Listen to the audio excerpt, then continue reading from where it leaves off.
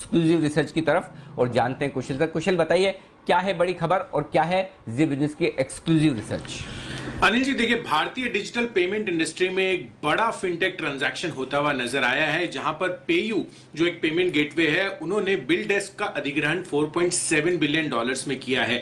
अब इससे कौन सी कंपनी है जिसको सबसे बड़ा फायदा हो सकता है? हमारे हिसाब से इन्फीबीम एवेन्यूज वो स्टॉक है जहां पर आपको सबसे बड़ा फोकस अब रखना चाहिए, क्योंकि अगर आप देखें तो एक और पेमेंट गेटवे पेटीएम जो है अपना आईपीओ लाने वाला है करीब 16,600 करोड़ रुपए का, और मार्केट रिपोर्ट्स ऐसा कह रही थी कि पेटीएम जो है इन तीन कंपनियां यानी कि पेयू, बिलडेस्क और इन्फीबीम एवेन्यूज को अधिग्रहण करने के लिए बातचीत कर रही थी, ऐसा मार्केट रिपोर्ट्स कह रही थी। अब आप देखिए, जब पेयू ने बिलडेस्क को एक्वायर कर लिया है तो डेफिनेटली पेयू एक बड़ा कॉम्पिटिटर के रूप में निकलकर आएगा पेटीएम के सामने। एंड हमें लगता है ऐसा कि ऐसा हो सकता है कि इन्फीबीम एवेन्यूज एकमात्र एक ऐसी कंपनी है जिसको पेटीएम जो है अपने आईपीओ के पहले एक्वायर कर सकता है, ताकि उनको और फर्दर प्री आईपीओ वैल्यूएशन जो है बढ़िया रूप में आपको मिलती हुई नजर आए। एंड इसी वजह से हमारा फोकस जो है अब इन्फीबीम एवेन्यूज पर है। एक बड़ी डील, दूसरी कंपनी को फायदा। और सेठी साहब, आपको रुकवाने के पीछे मकसद ये था कि आपकी रिकमेंडेशन लिस्ट में ये स्टॉक लगातार रहा है, निचले स्तरों से भी रहा है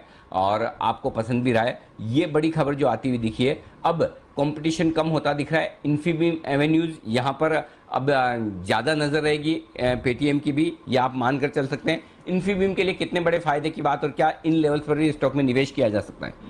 बिल्कुल बिल्कुल Anil ji, thank you so much कि आपको ये याद रहा। इस स्टॉक को मैंने भी 40 रुपए के लेवल पे रिकमेंड करा था और उस समय इसमें with in the next 2-3 days 55 रुपए तक के लेवल्स भी आ गए थे।